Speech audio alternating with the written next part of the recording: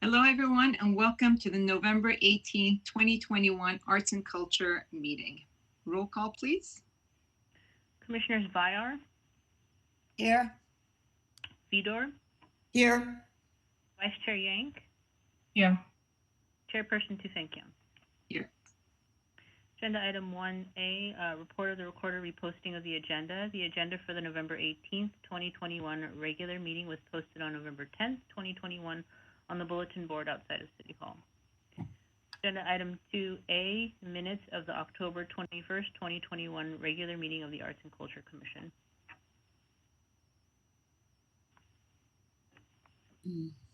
Are there any additions or corrections to this? Commissioner Vice Chair Yang? No corrections from me. Commissioner Vyar? No changes or no corrections. Commissioner Vidor? I'm fine. Okay. And do we have a motion? I move we approve the minutes as written. Second. Commissioner Vidor? Yes. Roll call, Commissioners Vyar, Yes. Vidor, Yes. Vice Chair Yank, Yes. Chairperson Tufenkian. Yes. Thank you. Agenda item 3A, Library Arts and Culture events presented by Jennifer Fukutomi Jones. Let me pull up my screen.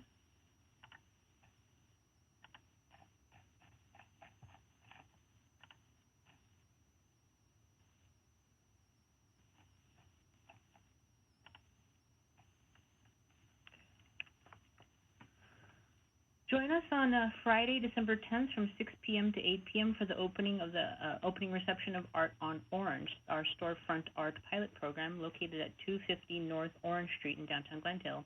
The goal of the Storefront Art Program is to create professional quality art installations celebrating the surrounding community, thereby increasing the interest of passersby and enriching Glendale's cultural environment and creating a strong cultural and community identity.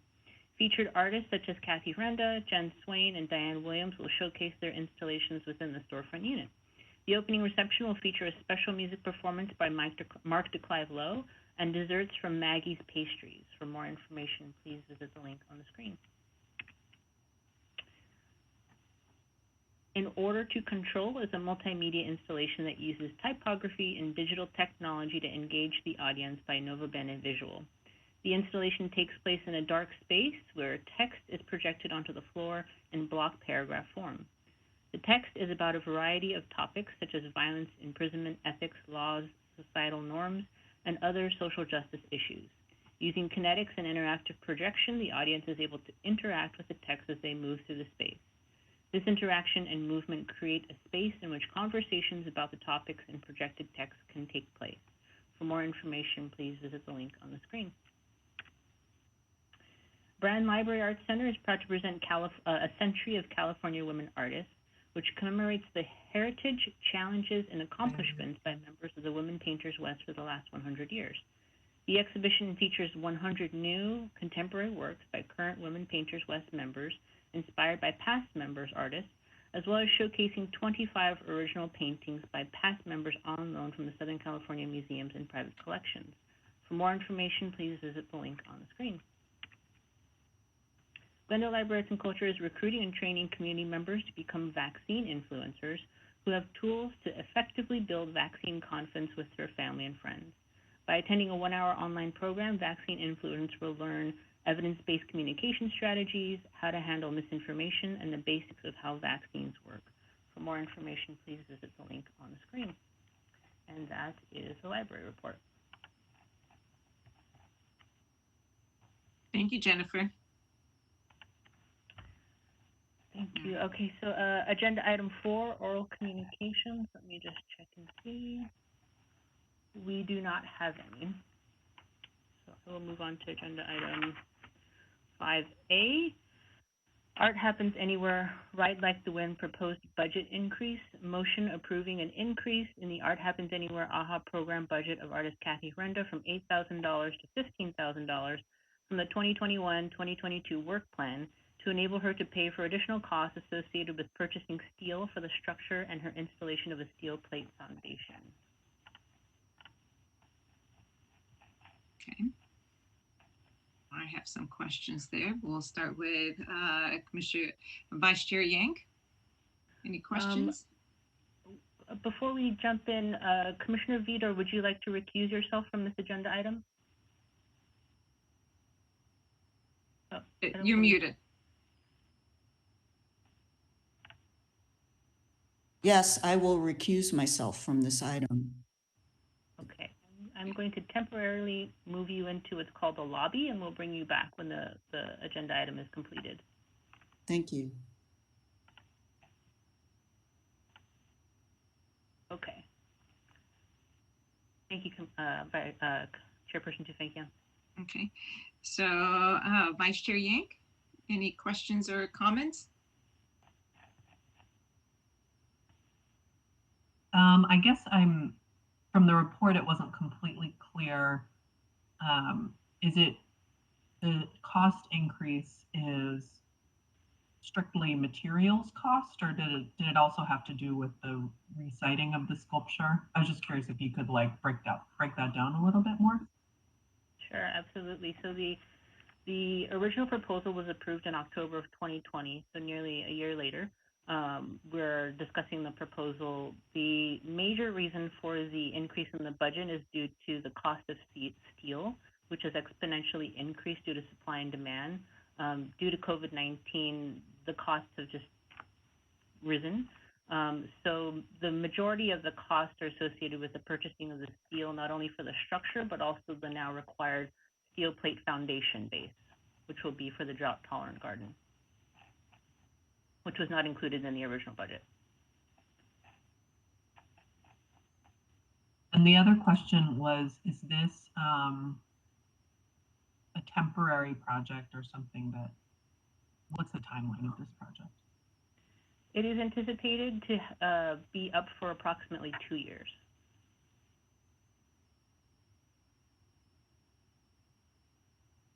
Okay, that's all my questions for right now. Thank you, Vice Chair Yang. Commissioner Villar, any questions? I don't have any questions. I appreciate the explanation and I completely understand it. I think that this is something that may be an issue that arises in the future with our installations because of the cost of materials increasing dramatically, not just steel, but all kinds of construction materials. And so thank you for clarifying that and putting it out there that we might be seeing this down the road. Thank you, Commissioner. I think I would just want to maybe delve into it a little bit more.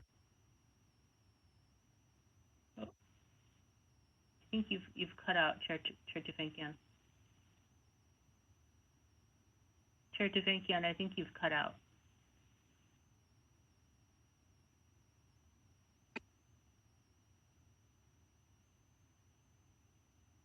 Hello? Hello? Yeah. Oh. Okay, now we can hear you. Oh, sorry. So thank you for your explanation, Jennifer. I was just wondering, you mentioned that it's mainly because of the rise of cost of steel. Are there any other costs that have gone up? Because this is almost doubled, right? The main cost of the increase of the budget was of course, the cost of steel, but also now the requirement of having a steel plate foundation base, which is relatively large, which was not originally anticipated in the budget. So those two additional cost is what's causing the rise in the budget. Okay. And it's a steel base, or is it a concrete base? The structure is, I believe, steel-based, and now we are requiring to have a steel plate structure as the foundation base, which would go on top of the current platform in the drought-tolerant garden. All right. Okay, I'm fine with that. Any other additions or anything? If not, we can move to approve this. Okay. I will move to approve the increase from 8,000 to 15,000 in the program budget of artist Kathy Renda. Thank you. I'll second that. Thank you, Commissioner Yank. I will do roll call. Commissioner Zviar? Yes. Vice Chair Yank? Yes. Chairperson Tufenkian? Yes. Okay, I'm going to be readmitting Commissioner Vidor into the room now. Commissioner Vidor, are you there? Yes, I'm here. Great. Thank you. Thank you.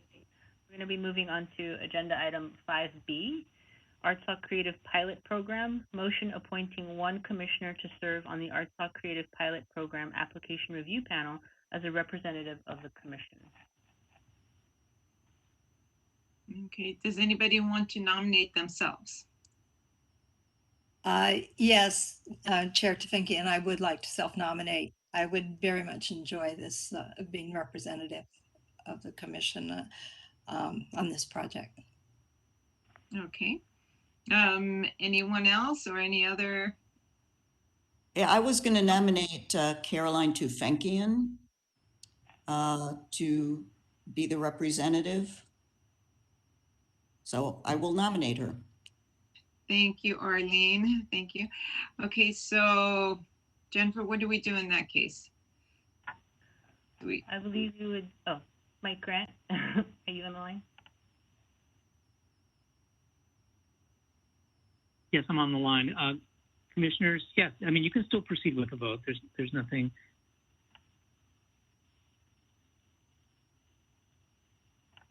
Okay.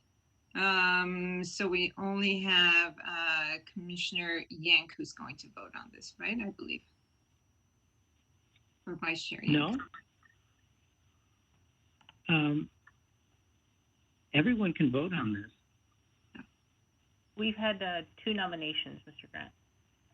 Okay, well, there's 2 ways of handling it. I mean, everyone can vote, and as you go down and call it, you can say which commissioner you're choosing. Okay. I mean, I'm fine either way. I would be very happy to take care of this, or I would be also very happy if Commissioner Bayard did this. I think either way would be fine with me. So.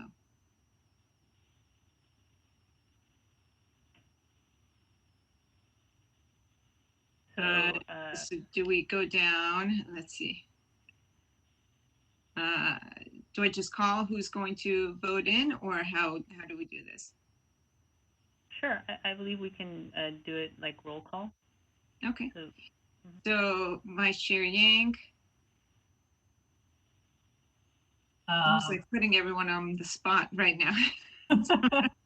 I think because of Commissioner Zviar's interest, I'll say Commissioner Zviar. Okay, very good. And Commissioner Bayard would be Commissioner Bayard, and Commissioner Vidor, we know. So, you know, I'm fine with Commissioner Bayard, I guess, doing it as well. So, because otherwise we're stuck. Then we'll be 2-2 since Commissioner Zadorian is not here. Thank you. Do we have a motion to move? I will make the motion to move that Commissioner Zviar will represent the commission on the Art Sock Selection Committee. Thank you. Do we have a second? I'll second. Thank you. Roll call, Commissioners Vyar, Yes. Vidor, Yes. Vice Chair Yank, Yes. Chairperson Tufenkian. Yes. Thank you. Move on to agenda item 6A, city 2021-2022 work plan progress update. Citywide Art Happens Anywhere updates. We have a few updates that we've included in the staff report. I'll just briefly go over the updates that we've had. So far, staff is working with Ayumi Chisholm for the Art Happens Anywhere mural entitled Yoshito Meditating in the Woods.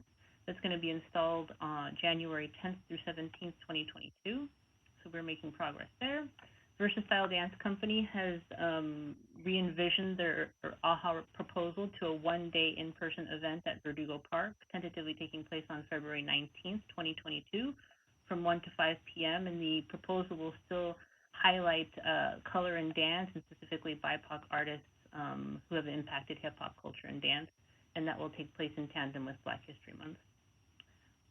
The Blue Marble Art Collective's temporary public art exhibit entitled Impending Storms will take place in Central Library from March 4th to May 1st, 2022, in conjunction with Earth Day, and the Reflect Space and Brand Library exhibits. Impending Storms will feature an interactive arts engagement activity in which they're inviting artists of all ages to draw grayscale drawings of plants and animals, specifically on 6x6 white cardstock paper.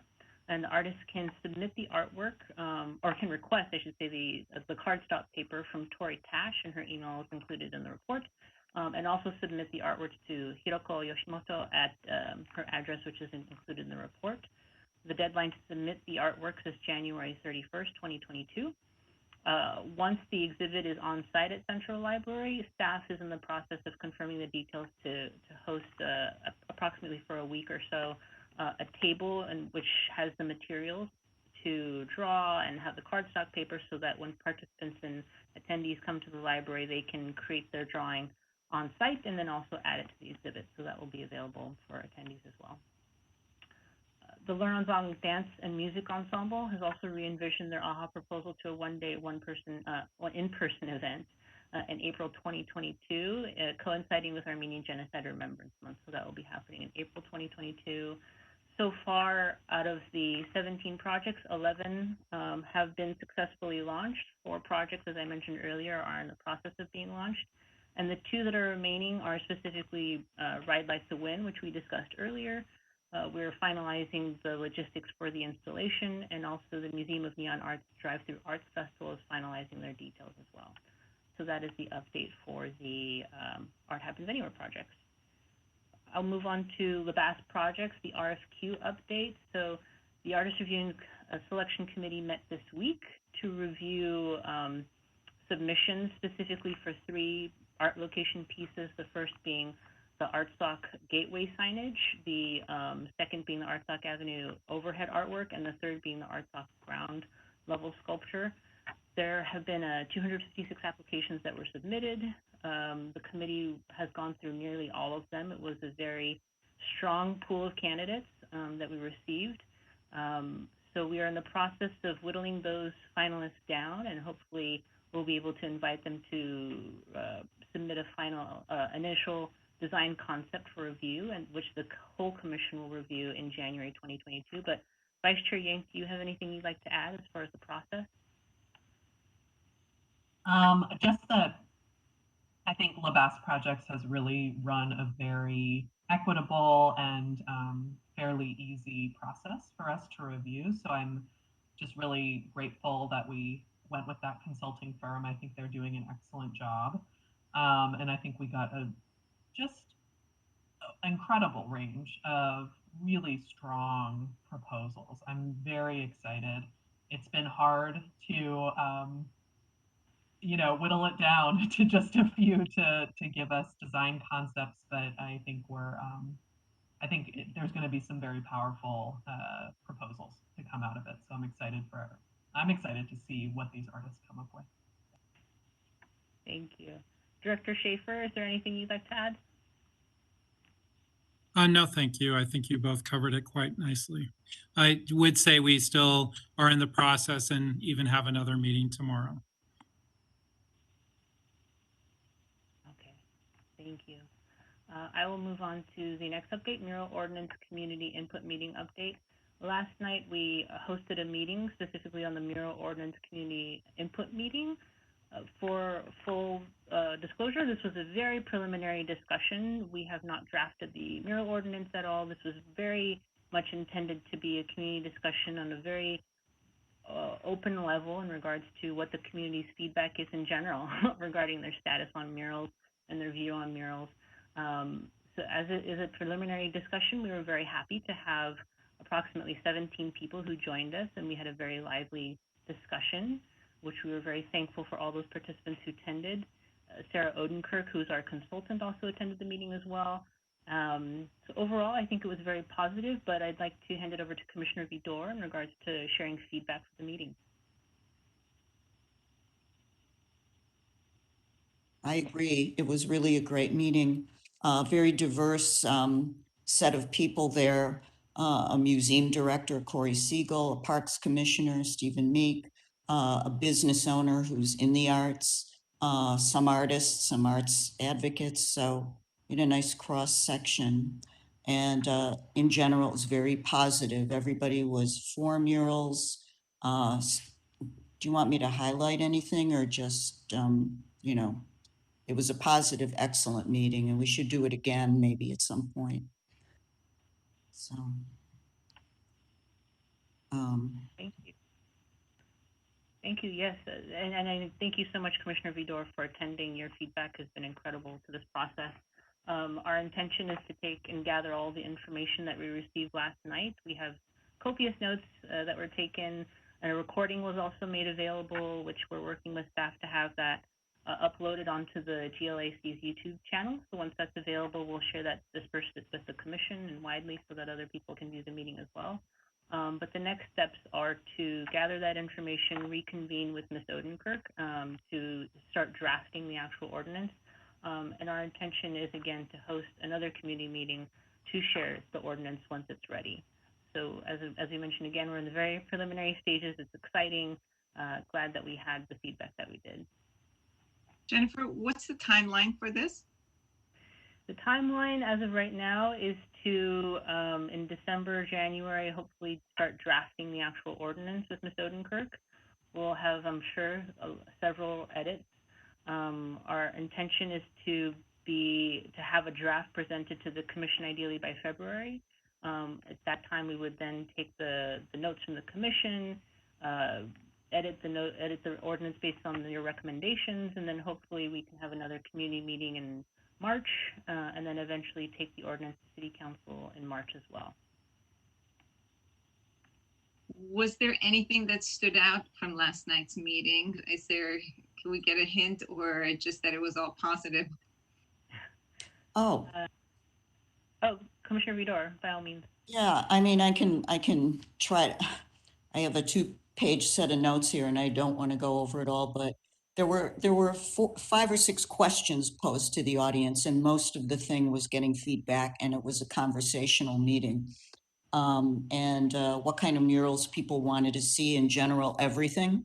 There wasn't, be diverse, engage the whole community.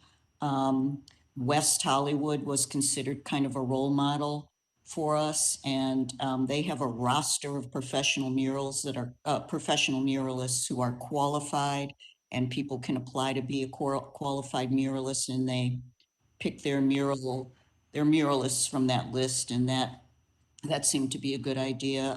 We were also discussing private property and residential neighborhoods as potential places for murals, and the group was very interested in that with appropriate input from the community. So there would have to be a procedure so that if there are neighbors who are going to sit across from a mural, they would have an opportunity to weigh in and, that type of thing. No geographical barriers. People didn't want to say, certain areas of the city are off limits. It was very much a mural can happen anywhere. As far as other areas are concerned, one of the things that came up was people wanted to have murals in places that appear to be unsafe, blighted, graffitied. One place that was mentioned was Fremont Park Tunnel, which I guess is kind of scary, and freeway underpasses. People want those places to be made to seem safer, and murals was the solution for that. And they also talked about Instagrammable moments and provoking conversation and being interactive. That it's a great way to get people to engage. The issue of people not liking murals, we agreed that the commission's job has to be to educate the public. And it's really important for us to reach out, use our PR machine to make people understand the value of murals, and also do this with across departments in the city and with elected officials as well. Stephen Meek, the Parks Commissioner, brought up the issue of interdepartmental communication being an issue. And he felt that, we just need to focus on that and make sure that everybody understands the ordinance and other departments can engage. Other than that, addressing downsides and fears that people have, Ms. Odenkirk was very adamant about that we have to lean into people's concerns about murals and address them. We can't just do an end run around it. And then finally, people were asked, if you had a mural or you wanted to put up a mural, what would be your most important thing? The cost, the speed, the oversight, regulation. And by far, everything, they said everything, but by far the most important was speed of the process and streamlining the process and making it less onerous. There was a person there who has a business with murals on his wall that face the public right of way, and he's had a very bad time dealing with the current regulations, and he wanted to see things be more liberalized.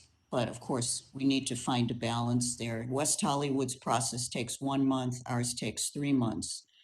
There was also some concern raised about cultural sensitivity. The issue of what happened in Koreatown was brought up. A mural was placed on a building there, and part of the mural appeared to look like the Japanese flag, which was a trigger point for some of the people in that community. And it became a conflictual thing. So they want us to be sensitive as well, and also have processes in place that clearly define how you regulate. That's about it. If anybody wants, I did write it all down, so it's available. And of course, the recording would be worth checking in on. Thank you, Commissioner Vidor. Sure. Thank you. I'll just quickly mention the 5 or 6 questions that were proposed to the audience, just so that you kind of have an idea of the discussion that it was around. So the first, as I mentioned, they're very broad questions. So what kind of murals do you like to see? Do you want to see murals allowed on private property? Do you want to see murals in residential neighborhoods? How do you feel about murals in other locations, specifically in regards to non-walls, so crosswalks, basketball courts, and such? What do you think should happen if a community does not like a mural? And as the question Commissioner Vidor mentioned, if you wanted to install a mural on your property, please rank in order of importance, cost, speed, and oversight. So thank you, Commissioner Vidor, so much for attending and being the representative and hearing all the feedback that the community was able to provide for us. And I think we're on a great route in establishing our ordinance. Yeah, it was very encouraging. And thank you for all the work you did. And please thank Ms. Odenkirk. She's pretty amazing. And so were you. So it was great. Thank you both for the review. Thank you. I'll move on to the next agenda item, which is basically the update from the Aspire group. Staff is working with the Aspire group to, we have already sent them actually all of our programming, our RFPs, RFQs. They have copies of all of our programming that we've done specifically for Cultural Heritage Month, specifically also with the Be the Change series. So they're reviewing and assessing all the programming that we've done thus far. They are going to schedule a special meeting with the commission, ideally sometime in January, February. We're trying to nail down a date. The Aspire group is incredibly busy. So we were hoping to schedule that as soon as possible, make sure to let the commission know their availability so that we can get that on the calendar in developing the vision for the cultural equity and inclusion plan. So that is the update for the Aspire group. And then the last update I have is for the Storefront Art Program, which I mentioned earlier. We are going to be launching our pilot Storefront Art Program on December 10th, 6 to 8 p.m. We'll be hosting an opening reception. I want to say a huge thank you to Loreto Lopez, who has been our program assistant, and she's done a phenomenal job coordinating this process and managing the artists and the logistics for this program. So very, very thankful to Loreto. And we are excited to finally launch the Storefront Art Program. And those are all the updates that I have for this agenda item.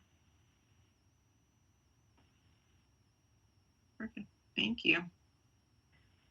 Next is agenda item 7, commission staff comments. Again, a big thank you to you, Jennifer, to Gary, to Gary, and thank you so much for all that you're doing. Thank you. And thank you to Jennifer and Sue Yank for obviously going through a lot of data and information to make some, I guess, preliminary recommendations or final selections, not sure, but it sounds like a really amazing process and appreciate your efforts there. Yes, I would second that. Thank you both, because it's a long list. I will say it's been a very fun process, but very a long list of people to go through. But thank you, Vice Chair Yank. I know that's on top of all the work that you're doing. That's a lot of work to ask. So thank you for taking the time to review the applications. No, it's been a pleasure. It's been really fun to see all of this great work, and it makes me very excited for the future of this effort. And thinking a few years down the road when these projects will be up, it's very exciting to think about that.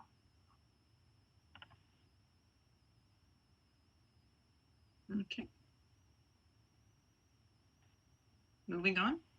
Okay. Written communications, we have none. So then it is adjournment. That was a quick meeting. Very all right. quick. Thank you, everyone. Have a good week. Thank you. Thank you so much. Thank you, everyone.